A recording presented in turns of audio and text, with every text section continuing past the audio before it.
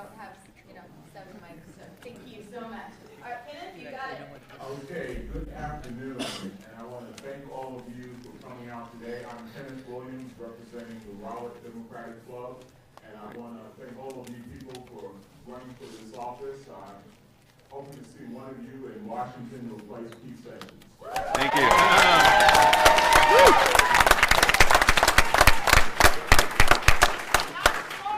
Our first question is going to be a yes or no question, and we'll just ask each candidate. And the question is since 2006, have you voted in a Republican primary or contributed to a Republican Party candidate? And I will just go from left to right. Mr. Mark. No, never on both questions. Okay, Mr. Leno? No. Yes. Okay, so Mr. Schiff says yes. Okay, Mr. Rodriguez? I've never contributed to a Republican candidate, but yes, I voted in a primary out of fear. Okay. And Mr. Manasky?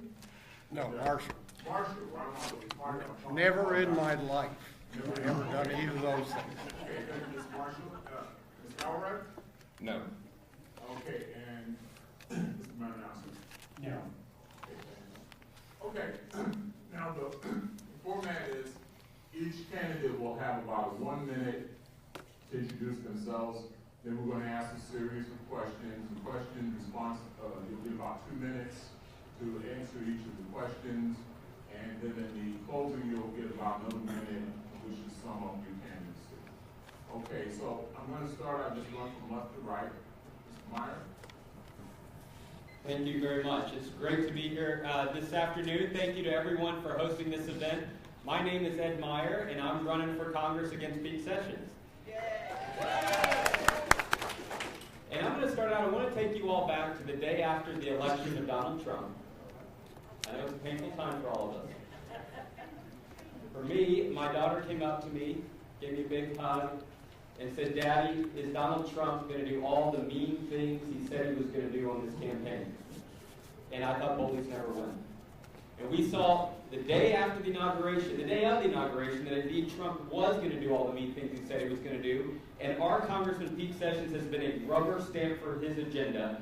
And in fact, Pete Sessions has told us, "You know what? I know why you all are so frustrated in this room. You don't know how to listen." Well, it's not our job to listen to Pete Sessions. It's his job to listen to us. And I've been on this campaign for 9 months. And I'll tell you what I've heard. I've been listening to folks, whether it was at Roslyn Coffee and Garland or the First Christian Church in Rowlett, I've heard that people want to be treated with dignity and respect, and that's what my campaign is all about. I ask for your vote. Thank you. Hi there. Who out there wants to make sure that Pete Sessions doesn't go back to Washington, D.C.? Yay! I'm William Salerno, and I want to be your next Congresswoman. We haven't elected a new Congresswoman from Texas for 22 years. It's time.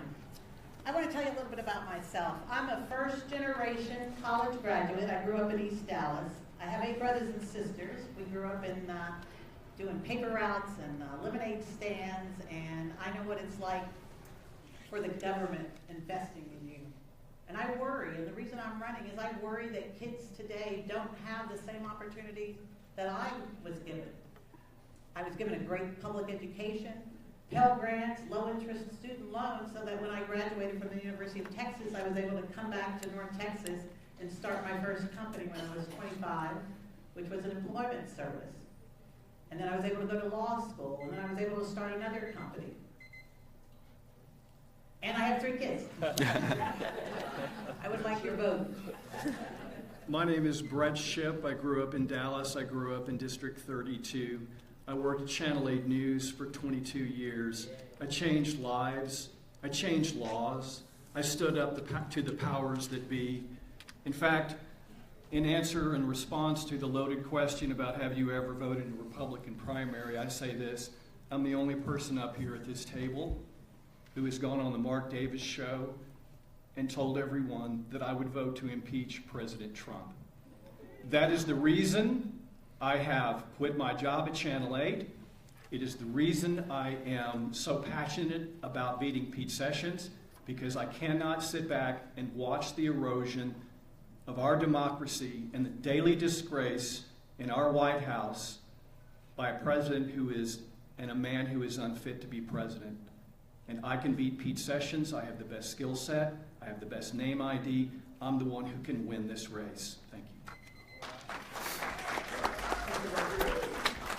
Good afternoon, everybody. Thank you for inviting me to be here with you. I also like to thank you for inviting all the candidates, because I really think it's bullshit. I have no other way to say it when candidates are invited, because this is a democracy and these are people like me who have walked away from successful.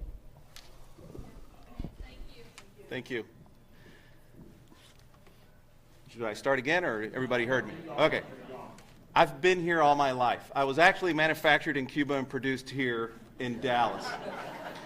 I was almost George Washington Rodriguez because my dad wanted to give me an English name, so he pulled out a dollar bill and they said, George Washington Rodriguez? So I've invested in this community. I've volunteered in this community. I work with kids in this community. My wife and I are shared partners, not only in life, but in a business which we've established here. Here's where we're raising our kids. You know, we've got leadership right now that we don't even know whether he lives in the district, much less in the state of Texas. We need a voice from our district who has a vision of tomorrow, and that's why I'm here.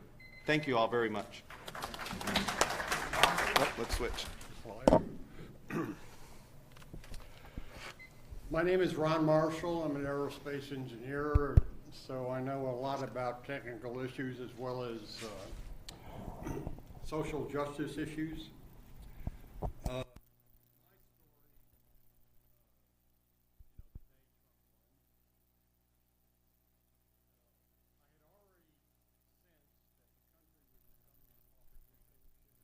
Citizens United and other things. So when Trump won, you know, my thought was, okay, do I run for Congress or do I buy an AR-15? So I think I took the high road and ran for Congress. But, you know, the reason I'm running for Congress is I don't want to see this country become a corporate dictatorship.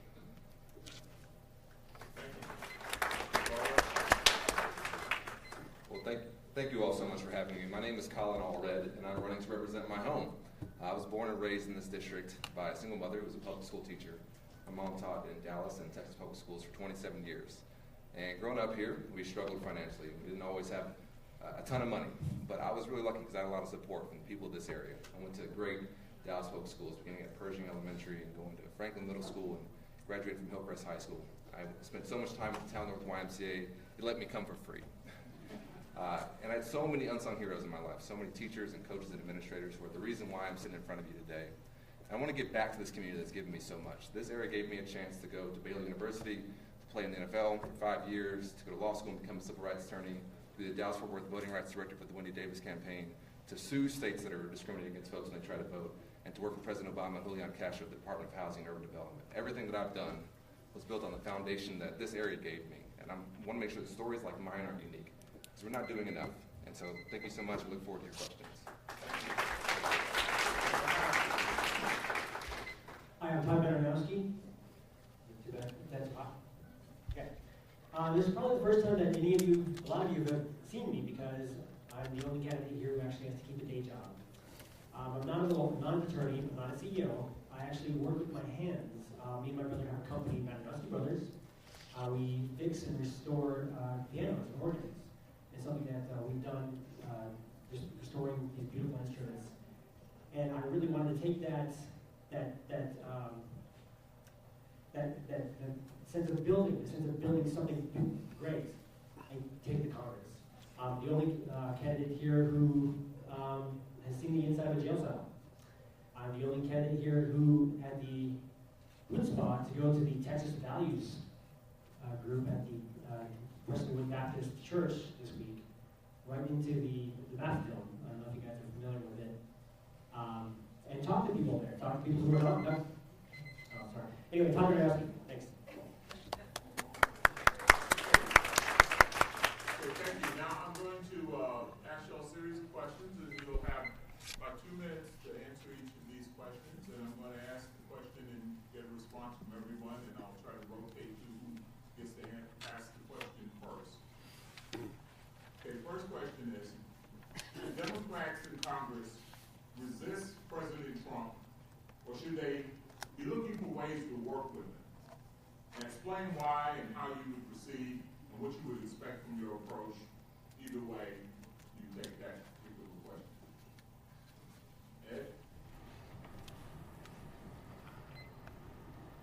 It is so important that Democrats stand up for the progressive values that we believe in. So we have to stand up for fairness and opportunity and treating people with dignity and respect. That is first and foremost what the democratic values are, and we've got to stand up for making sure that everyone is covered by universal health care. We've got to make sure we're fighting for an economy that works for everyone, to make sure we're taking care of income inequality in this country, and that we're leveling the playing field in education so that everybody, no matter where they come from, what zip code they come from, every kid has an opportunity to succeed. Now, with those progressive values in mind, if the Republicans and Donald Trump want to work with us to actually accomplish real goals, I'm ready to be a problem solver and get in there and get things done. And that's what I'm committed to doing. We cannot sacrifice our progressive values that we believe in, but we do need to be problem solvers. We've got to figure out ways to get things done, get legislation passed that's going to improve the lives of North Texas families. And that's what I'm committed to doing. I served as a senior advisor in the Obama administration at the State Department. And I managed the military to civilian transition in Iraq to make sure that all of our diplomats and aid workers would be safe and secure in Iraq after the troops pulled out. That wasn't easy. It required us to go up to Congress, work with Republicans. It required the Pentagon and the State Department to work well together. So I know how to get things done and be a problem solver. But I also know that our values that we believe in this community need to be defended, and that's what I will do up in Washington. Thank you very much.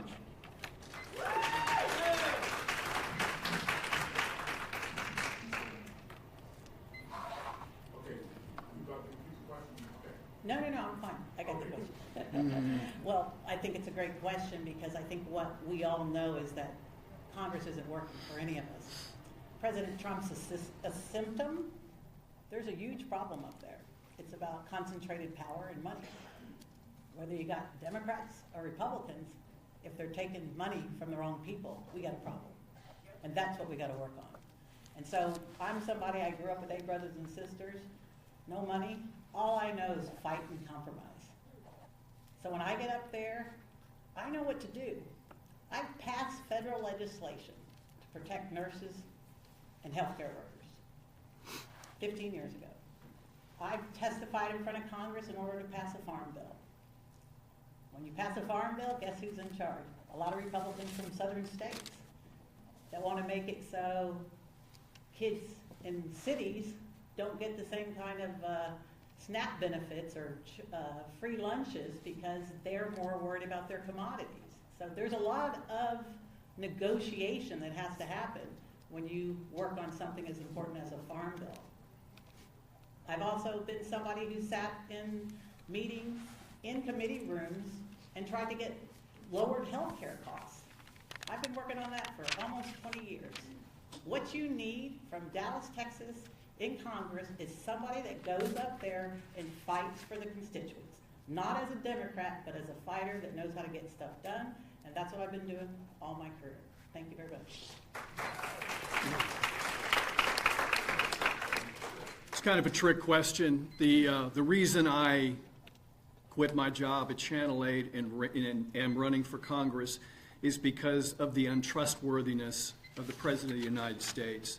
This is a man who's been accused of 2,000 lies documented by the Washington Post. This is a man who's been accused of and proven to be a con man. This is a man who paid hush money to a porn star.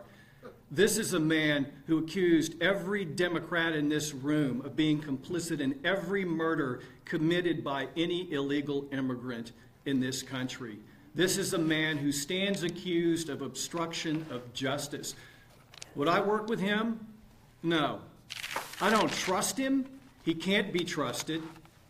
I will work with Congress to do everything. I will work with anybody across the aisle in Congress who is trustworthy. The President of this United States is not trustworthy, and that's why I'm running. I will work with Congress, anyone in Congress of any color, of any origin, of any party, to fix health care, to fix the economy, to fix the environment, to restore the regressive policies of the Trump administration. I will work with anybody to any objective to win that objective. I cannot work with a man who is a proven liar.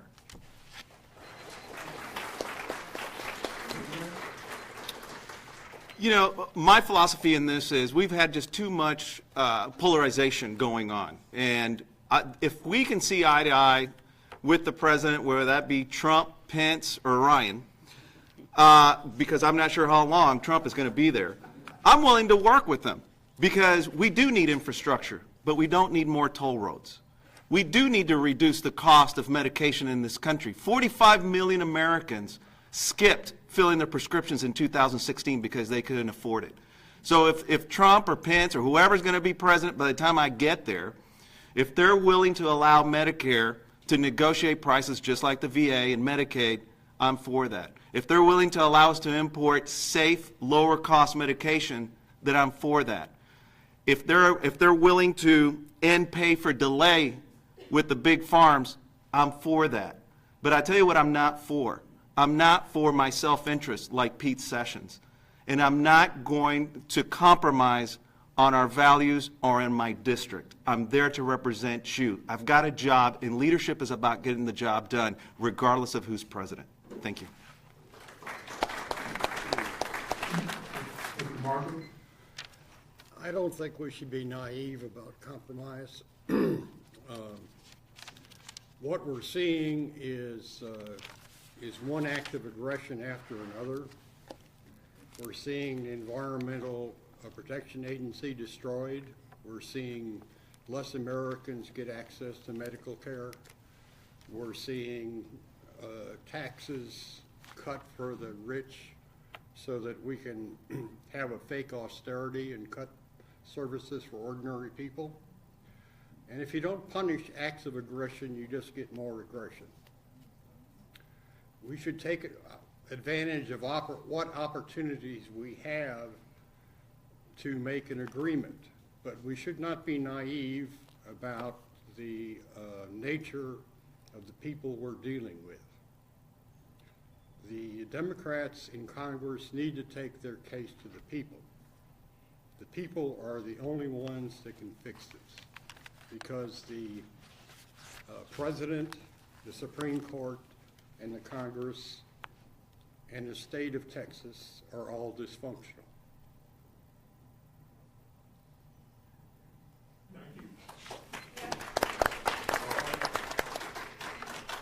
Well, I think from the moment Donald Trump rode down that escalator a while ago now, he has launched a campaign that was built on racism, sexism, and division. He has appealed to the very worst side of American politics, and he has unleashed some horrible things in this country. Hate crimes are on the rise. We are more divided than ever. And I think this is the most dangerous time in our democracy that we've had since the pre-Civil War era. I really think 2018 is the most important election of our lifetime. Because if you don't like what we've been seeing, we have to reject it here in 2018, or this will become our new normal. That being said, the people I grew up with don't have time to wait for us to get some of these things done that need to get done right now. When I was in the Obama administration, we often put forward plans that were Republican plans that they rejected because they didn't want to give a victory to President Obama. In the process, hurting their own constituents. I am not going to Congress to resist everything. There are things we need to get done here. There are some things that I've heard the Trump administration say they want to do that we may be able to work with them on. For example, they've said they want to have a $1 trillion infrastructure bill. Well, we need that here. We have 100,000 people a year moving to North Texas. Every minute that we spend in traffic on 75 is money ticking down the drain. We have a skilled labor shortage here. I've heard the Trump administration say that they are interested in apprenticeship programs. I think it's a great idea, actually, because we have to give our kids a chance to get into some of these jobs. Plumbers, pipe fitters, carpenters are in short supply. And if you bought a new home in this area, recently it's cost you $4,000 more than it would because of our shortage of skilled labor. And we have a lot of kids who are coming through DISD who I went to school with, or went to school with their parents in some cases, who can get into those jobs, and they're going to be good jobs. And those kids can't wait for us to get rid of Trump in 2020. They need help right now. And so I'm going to Congress to represent you because I'm one of you. This is my home. But I will stand up to Trump, and I will fight for our values. But where it's necessary, I will find ways to work with them.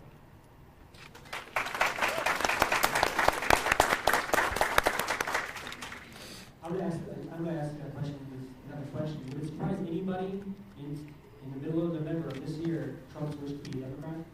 Would it surprise anybody? Yeah. He changes his mind every 15 minutes on infrastructure, on dreamers, on drug prices. He's gone on record saying we need to lower drug prices. You know what?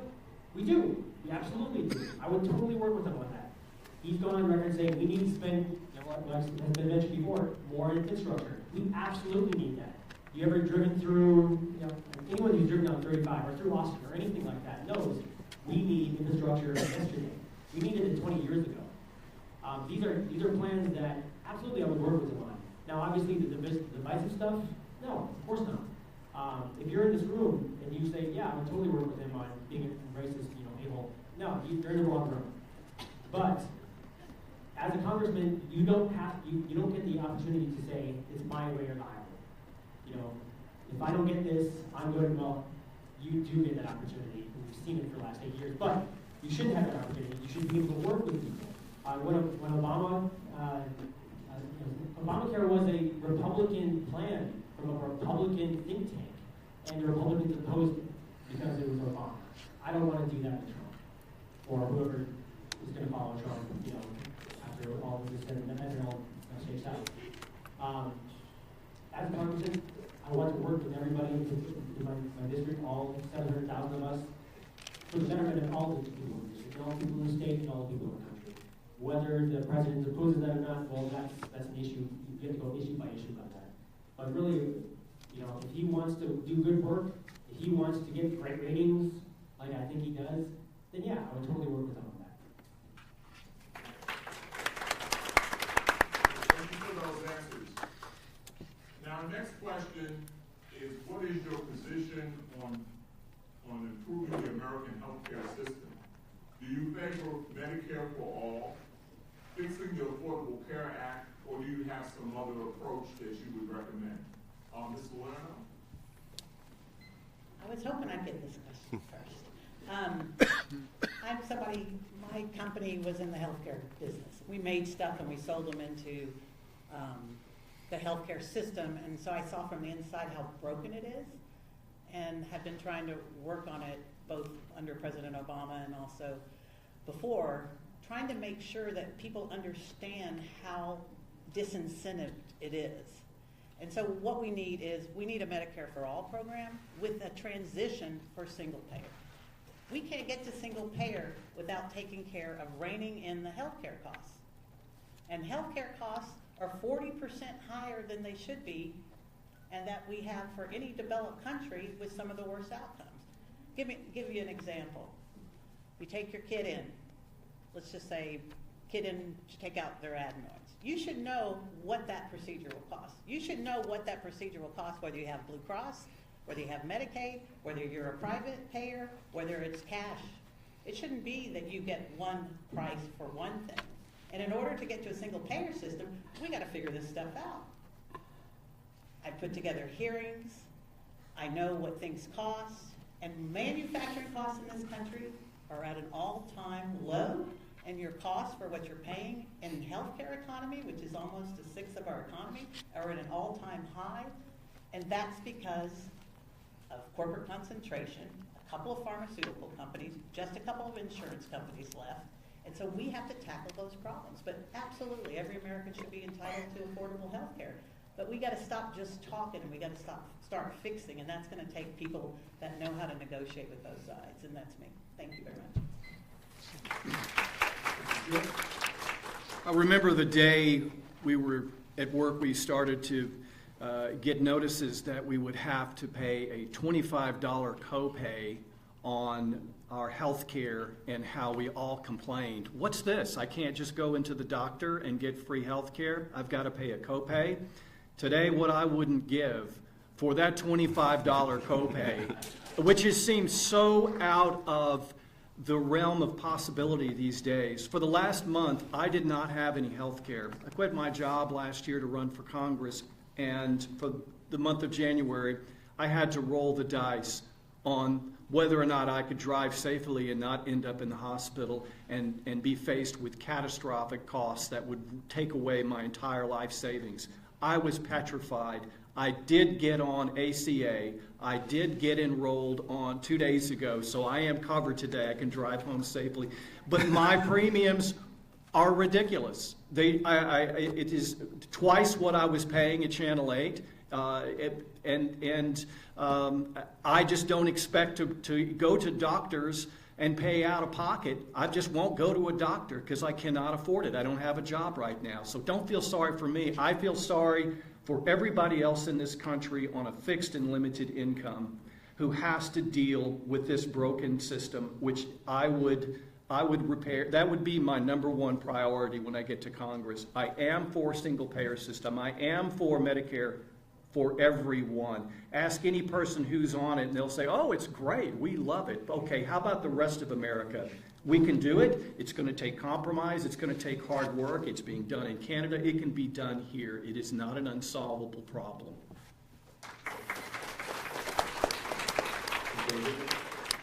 You know, as somebody who's an employer, I understand. I've got to fight year after year to try to find affordable health care for my employees. And I understand that struggle. Even for my own family, it's difficult because my wife and I work together. But here's the thing. The Affordable Care Act can be fixed. That's the best hope we have right now. And there's never been a major piece of legislation that's been passed in this country that didn't need subsequent legislation to fix it. Now, that may be the bridge to get to single payer, but we've got to start there because we can't allow for all these pre-existing conditions to creep back in. Like, for instance, I had a young father come to me to introduce me to his one-year-old son. And he said, George, I want you to meet him because he was born with Downs. And if Pete Sessions and the Republicans have their way, my child will not be able to get the therapy and the treatment that they need. It is immoral to say that women or anybody who's the victim of sexual assault has a pre-existing condition. That's not our country. That's not our values. So we've got to address that. The maternal mortality rate, that's too many M's for me, has risen in Texas. It's simple because moms aren't getting the medical care they need, the prenatal care. You know, if this is Texas. You know, we pride ourselves on being the best and the biggest. We've got to change that. We can't allow Pete Sessions and Paul Ryan and the Trump administration to continue to do what they do with everything they want to fail. They defund education because they want to privatize it. They want a voucher system. They're doing the same thing with the ACA because they want their friends with the big insurance companies to profit. That's why we've got to get rid of these folks who either have blind ideology or they're just there for self-interest. Thank you.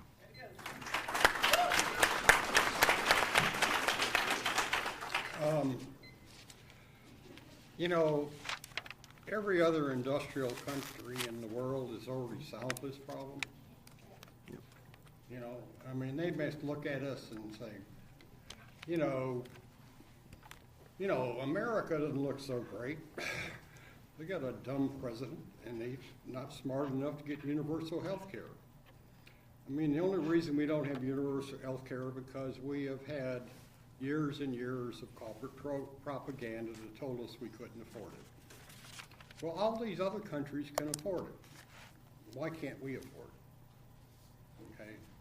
Now, I think it should either be Medicare for all, or we should actually try to learn from what other people do and examine what other countries are doing and take the best practices of universal health care from them and either modify Medicare for all or come up with a new system.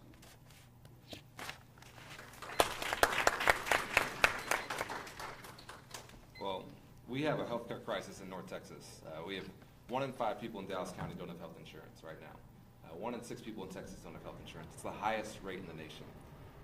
And we cannot last like this any longer. I went to school with a lot of kids in Dallas, so their only options were the school nurse or the emergency room. And what I've been saying is that we already have universal health care in this country. We just do it in a stupid and a cruel way. We do it through Parkland Hospital, when we see people when they're at their worst, and when we could have maybe nipped that in the bud earlier. And it's a cruel thing to do, but it's also a stupid thing to do because we're spending more to pay for this on the back end, so to speak. And so I believe we have to get the universal health care in this country. I think the immediate task is to defend the ACA and to defend the ground that we have made. As we all know, they have eliminated the individual mandate in this tax bill, the tax scam that they passed. That's going to raise people's premiums. They also have taken other steps to that I think will be extremely destructive for those premiums. So there's so much that we have to do to defend the ACA right now.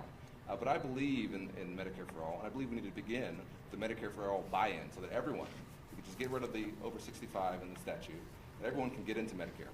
It has lower overhead costs than any private insurer. And the biggest thing we want to introduce here is not just universal coverage, but also lower costs.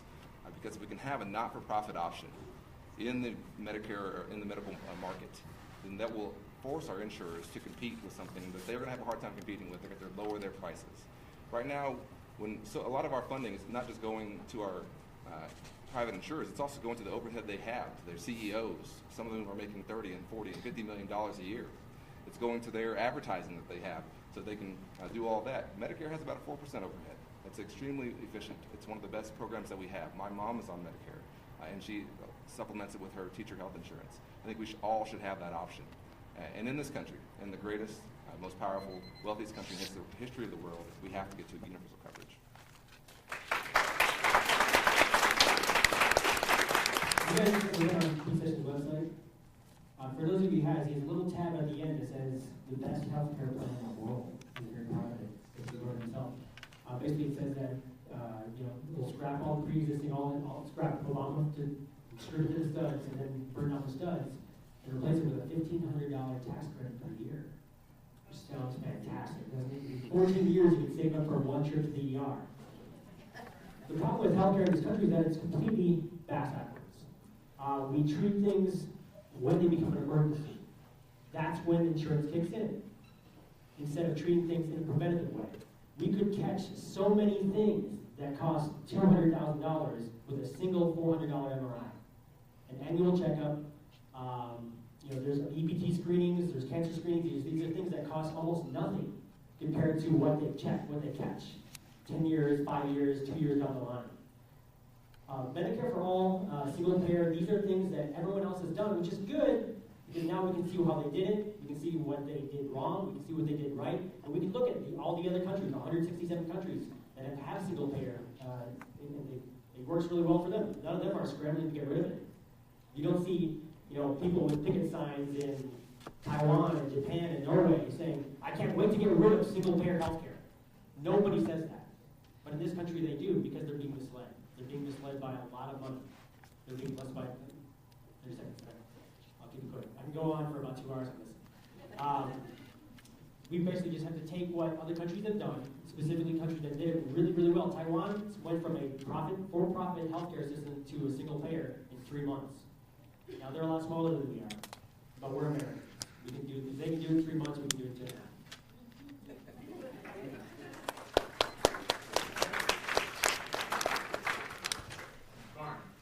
So I was born and grew up in North Dallas, and my father was a pediatric surgeon and worked at Parkland Hospital, and my mom was a registered nurse.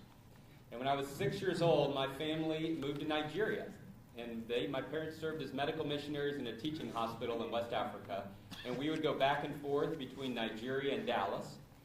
And one thing my parents told me was that it didn't matter if they were working on a little patient in North Dallas in a private hospital, at the county hospital in Parkland, or in Ogbomoso, Nigeria, at a teaching hospital.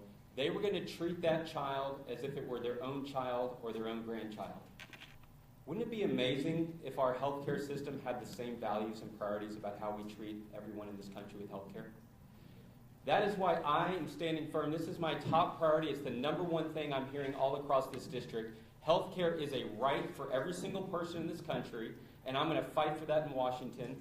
Many of you have seen the ad that we're running right now on television where I'm calling for universal health care. And I'm sitting next to my father, who sadly had a stroke recently, but fortunately he is on Medicare and he's able to get the care he needs to recover from that.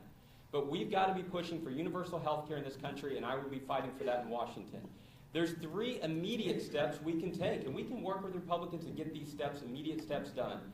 I believe in a Medicare option for every single person in this country. It will drive down cost, provide competition. The nonprofit Medicare option provides competitions and drives down costs, and every single person in this country deserves a Medicare option. We've got to make sure we allow Medicare to negotiate with drug companies. The prescription drug companies are taking people to the cleaners, and Medicare needs to be able to negotiate with those drug companies. And we need increased transparency in our costs. We don't know how much we pay every year for health care, from the paycheck deductions to what our employer pulls out, where that money's going. We've got to increase transparency, and that will also put downward pressure on costs in this country. It's about universal coverage and driving down costs, and that's what I'll fight for in Washington.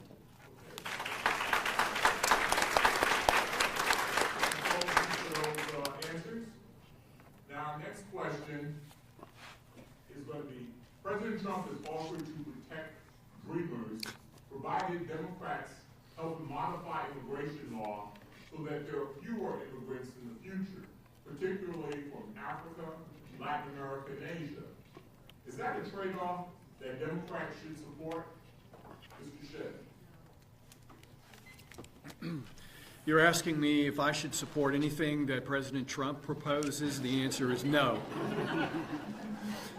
I make it very clear. Look, I think that the man is a proven xenophobe who wants nothing more than to keep immigrants out of this country. He is joined in his staff by nationalists and nativists who believe in cleansing the immigration situation in this country. It's very clear that he labels Hispanics as murderers and rapists. He wants to build a wall, which is nothing more than a metaphor of keep people who don't look like me out of this country. He has tricked us and lied about his position on DACA, about saving 800,000 dreamers. He has no intention of doing that. He cannot be trusted. He uses the term, and very liberally, chain immigration, and he uses it as a weapon. There's no such thing as chain immigration. It is a lie that he is perpetuating, and they believe it on Fox News, and they believe it in his party, and they adhere to his xenophobia, which is immoral, it's abhorrent, and he cannot be trusted. We have to work with Congress together, Republicans and Democrats, on DACA, a single clean DACA bill, then a long-term immigration bill, and an immigration plan has to be reached uniformly, and it has to be done methodically. It cannot be done quickly. It's been proven over and over again. Take care of DACA, take care of the TPS, those who have protective status. There's hundreds of thousands of people in this country who need to retain their protective status and not be sent back to the threat that they came from. We need to take care of those people, and then we need to solve the immigration problem. No wall, no wall.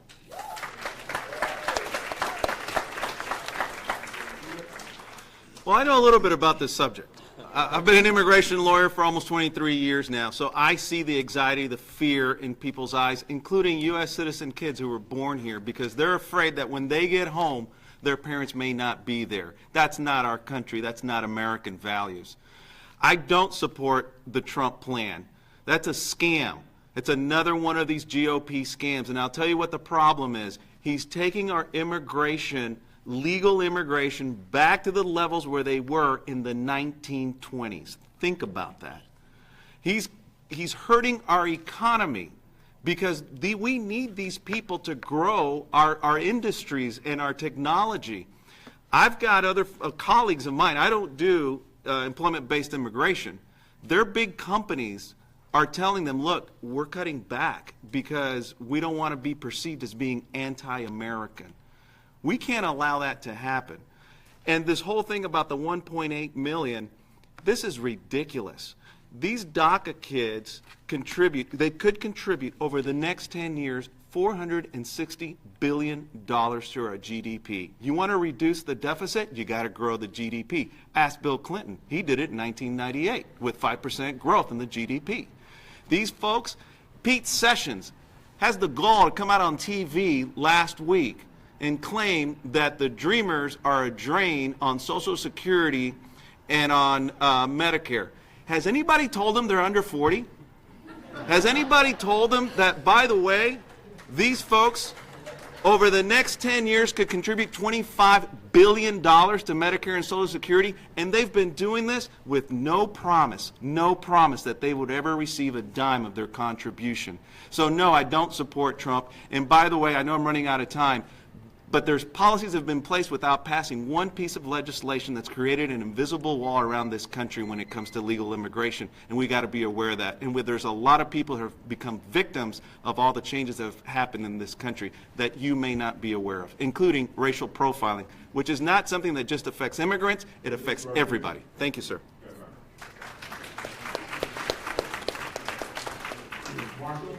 Okay. This kind of gets back a little bit some of the earlier discussion. We don't have to wait till 2020 to get a Democratic Congress. We can get a Democratic Congress in 2018. And we don't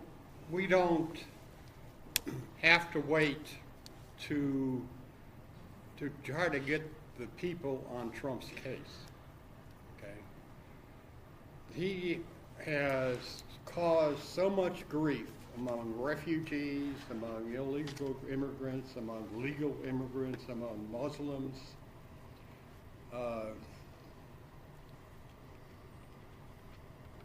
He is just leaves a wake of disruption wherever he goes. And this is just blackmail. This is just blackmail using the fate of these young people to leverage his wall and to leverage his Norway-only immigration. So I don't think we should allow this blackmail. I think that we have to keep fighting, and we have to fight today, and we have to win a Democratic Congress, and whoever is in the White House in 2020, whether it's Pence or Ryan or Trump or whatever, has to go.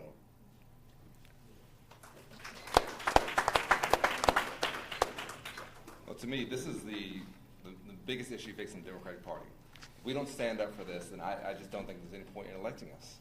This is the #1 issue that's facing us right now, because it's not just a policy issue, it's a moral issue.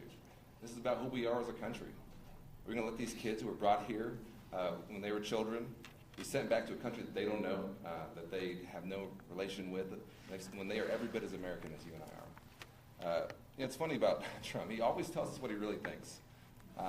When his lawyers were trying to defend his Muslim ban in court, they were saying it's not a ban, it's not a ban. And he goes on Twitter and says, uphold the ban. You know?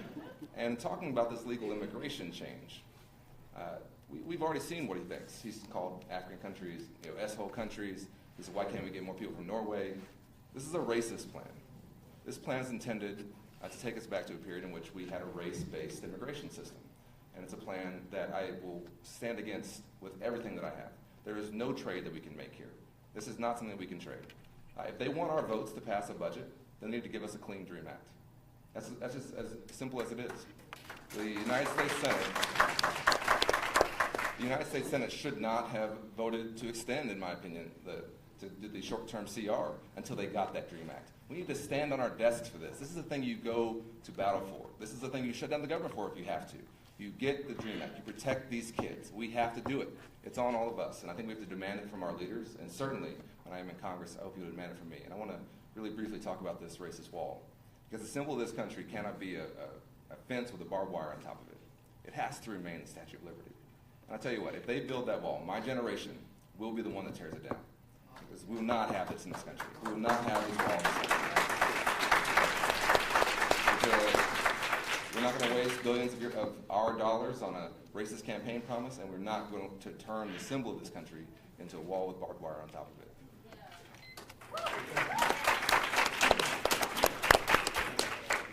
In November 2016, when those last election results came in, I was terrified. I was morally terrified, because my wife is Mexican. She has a green card. My kids are half Mexican. And more Hispanic than that, too, because I'm Puerto Rican. And we didn't know what was going to happen. Trump won. The Republicans won the House. They won the Senate. They had control of the Supreme Court. They could do anything they wanted. We didn't know if he was going to follow up on all his campaign promises. We didn't know if the cattle cars were coming. We didn't know. There was a period of time until he took office and turned out how incompetent he was, that we were scared that my wife would be sent back to Monterey for no reason other than the color of her skin and her ancestry. Because this is America. there's a lot of attorneys here. We don't have our justice system based on who you are. It's based on what you've done. If you've committed crimes, yeah, go ahead. You can be deported. But if you haven't committed crimes, these dreamers haven't committed crimes, they've completely clean records. They've completely clean employment records. They've paid their taxes, even though they may not even see the benefits of those taxes. It's one of the most slam dunk, easy layups in politics. 97% of Democrats supported Dreamers, 81% of Republicans supported Dreamers, and yet nothing can seem to get done. And it's because of a small, very vocal minority in the White House. I'm not even sure there's that much of a majority in Congress, but this small majority has a vision of America that doesn't jive with what I have come to understand as the moral compass for the entire world. Anyone can come to this country and be an American. Anyone. Not everyone can go to France and become a Frenchman. Not everyone can go to Norway and become a Norwegian. But anyone can come to this country, and that's always been the case. It's been the case for 250 years. This has been one of the greatest experiments in. That's what makes us great. Is that anyone can come to this country, and there's a small group of people who don't seem to believe that, and we need to do something about that. Thank you, Aaron. Myron. Dreamers are as American as every single person in this room this afternoon. Dreamers are the fabric of our country. They contribute to our economy. They are Americans and need to be treated as such. This idea that President Trump, in his State of the Union address, when he got into the whole immigration issue, what did he start with? Did you all listen to this? He started with gangs, talking about MS-13 and gang members, and that kind of racist rhetoric that he also brought up when he referred to S-hole countries from Africa, Haiti. It is racist and bigoted, and we've got to call it out for what it is. I will fight so hard to protect Dreamers, and we cannot let them be used as bargaining chips, as Donald Trump is trying to do right now in this country, and I will fight very hard against that. The other thing I want to point out, one thing that's not been said right here, is that Donald Trump is actually, he's throwing that out there as a bargaining chip and saying, okay, we'll give Dreamers a pathway to citizenship with all of these horrible demands. Pete Sessions, do you know how out of touch Pete Sessions is with our community? He said he doesn't even support a pathway to citizenship for Dreamers if it's not necessary. He said that in just the past couple of weeks. It's outrageous. Over 80% of Americans support a pathway to citizenship for our Dreamers, and that's how out of touch Pete Sessions is. Maybe he did need to do a little bit of listening in that town hall back in Richardson in March of last year. And finally, this is the time. This Thursday, we're going to have another government shutdown, or we need to have another government shutdown over this issue. I stood up at a town hall in North Dallas a little while back and said, this is a matter of trust. Do we trust that Republicans will come forward and provide a pathway for Dreamers? And we've seen that they have not been serious about that whatsoever, and we need to stand firm with Dreamers, and I would do that if I were in Washington right now. Thank you.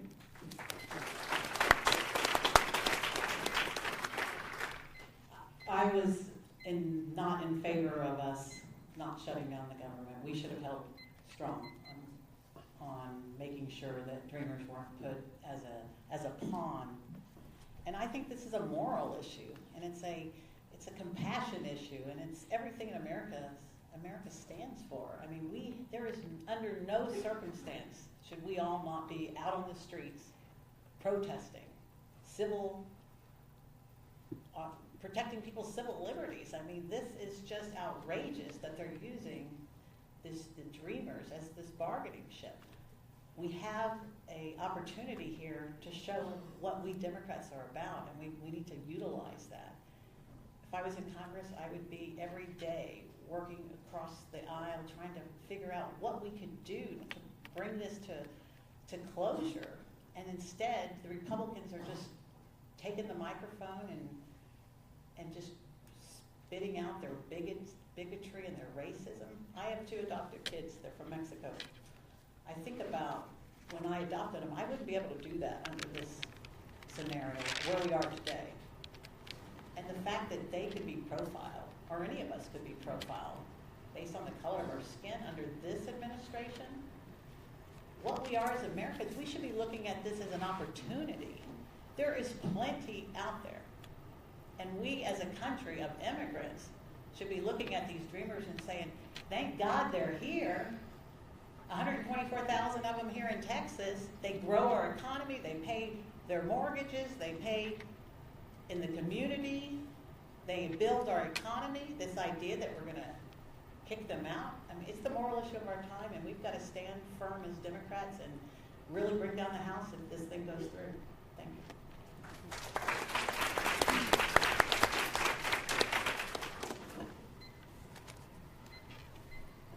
Okay, we're gonna get ready for our closing statements now. I believe it's approximately 1 minute for each closing statement. I'm gonna start with Mr. Rodriguez here. Thank you. You know, I think it is important. We just talked about immigration. Who's been out there in the trenches fighting this, understands the system, has an expertise much better than Pete Sessions? This guy. Who owns a business, understands what we need in small businesses, been paying, not just signing the back of a paycheck, but the front of the paycheck? This guy, not Pete Sessions, right? So I think it's important to see what we bring to the table.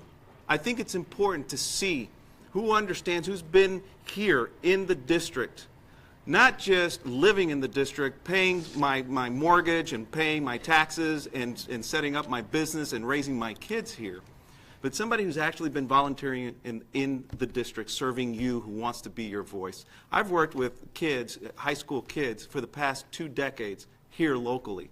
We just estimated, the kid called me and said, do you realize, I did the math, you've touched over 2,500 lives just here in this district.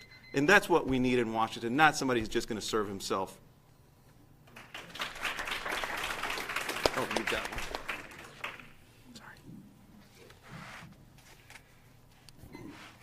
Sorry. I am running in opposition to a corporate dictatorship. Citizens United legalizes corporate political corruption. Citizens United tries to convert a democracy to a corporate dictatorship. Trying to convert a democracy to a corporate dictatorship is an act of treason. Citizens United creates a shadow government where if a person runs and talks like a corporate puppet, they're showered with corporate money. If they run and don't talk like a corporate puppet, they are opposed with corporate money. Congress, governorships, and state legislatures are full of corporate puppets. Donald Trump is trying to create a corporate dictatorship. He has given us fake health care.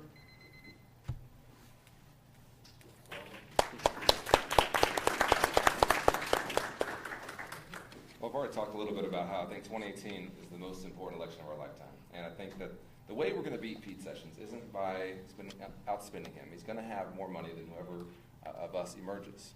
He's been carrying water for a lot of special interests for a long time. He's also, delivering some favors for some of his friends for a long time. The way we're going to beat him is by grassroots energy, by getting out there and having neighbors talking to neighbors. We're 49th in the country in voting in Texas. The only way we're going to win is if we can expand and diversify our electorate. We've seen it in Alabama, New Jersey, and across the country, in Virginia. The way Democrats win is when we have excitement, when we get people out to vote, when we grow the pie, when more people are involved, we win. And in my campaign, we've knocked on 13,000 doors. My volunteers are out there as we speak, knocking on doors. That's the way we're going to win. It's taking our message voter to voter. Because here in this state, in this area, we have to go to our voters. And so that's the way we're going to win. And I've got to tell you, we have to. I know this community. I wouldn't be sitting in front of you if we are what Pete Sessions says we are. I wouldn't be sitting in front of you if we were what Donald Trump says we are. We are so much better than this, and I want to represent you and be your champion.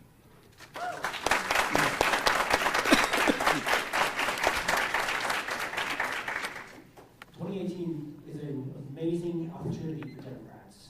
The Republican Party, I don't know if you guys know this, is in the midst of a civil war. And we have one opportunity of a lifetime, a generation at least, to take control of what we should. There's always been more Democrats than Republicans, always. Ever since Shadow of the Whigs, but 1850s, but we've never really messaged, we never really communicated what we really stand for. We've always kind of held back. I guess in order to not offend people, in order to get more money from donors, we've never really grasped elections and just really ripped them off like we need to. Because the Republicans will. They absolutely will. They know the game. They know how to play this game. But this year is different. There's going to be a blue wave. We've already seen it across the country. We've seen it in Oklahoma. We've seen it in Indiana. We've seen it in Iowa. We've seen it in Montana. All these places which are deep, deep, deep red. Now this is a Republican district, but I don't think it will be. It will be this year. Thank you.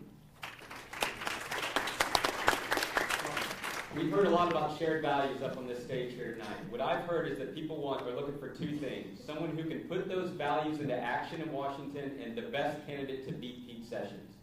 I received an email last weekend from a former soldier who worked with me in Iraq, and he said the idea of what America is and can be is under assault like never before in his life, and we need problem solvers in Washington to get things done.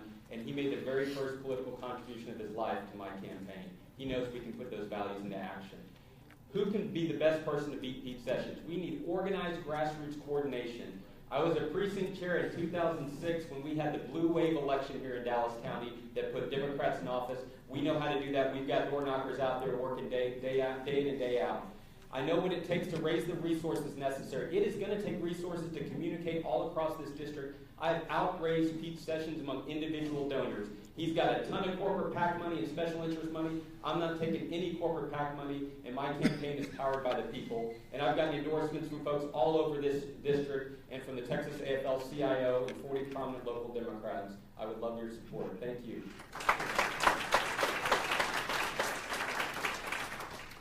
Now more than ever, we need leaders that don't only fight for good, but fight against bad. And in order to fight against bad, you need different voices. We've never had such serious problems as we do today, and yet we keep sending the same kind of people up there. I've been on boards. I've been in committee rooms. I've been in courtrooms, and I've been in a PTA, and I've been a soccer mom. We need more women up there. We haven't had an elected woman from Texas in Congress in 22 years. We have only 3 women out of a 38-person delegation that goes to Washington on behalf of Texas. We will get different results if we get some women up there, I promise you, and the time is now. And we will attract Republican women who wake up today without a party, and they will cross over for this woman. We can beat Pete Sessions. Thank you. A couple hundred years ago, a philosopher said the only thing necessary for evil to triumph is for good men to do what? Nothing. Nothing. Every person up here at this table is a good person, a smart person, a passionate person who is doing everything they can. I'm up here nodding in agreement with everything they're saying. We're all together with this. What we need, what we have to go against Pete Sessions is somebody who's already been against Pete Sessions. I exposed him and his loyalty and allegiance to the payday loan industry 2 years ago, and I put him to shame. He should be ashamed for what he's done in Congress. What we need in Congress is somebody with the name ID and somebody with the fight. Somebody who's already fought with people in this community for justice, who has helped people, who has changed laws, who has changed lives, who will go to Washington, who will go toe-to-toe with the powers that be, who knows how to do it, knows how to get it done. These are all good people. I'm a fighter. Send me to Washington. It's time for decency, civility, accountability, and new leadership.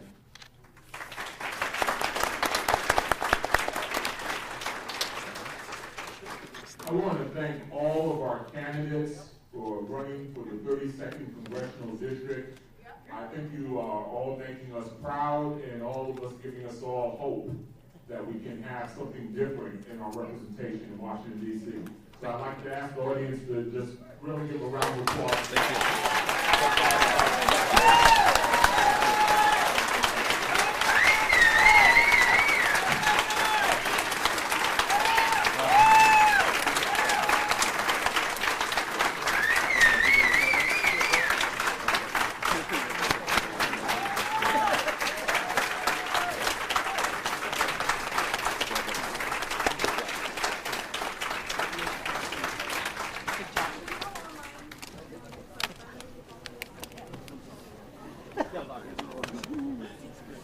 Hi,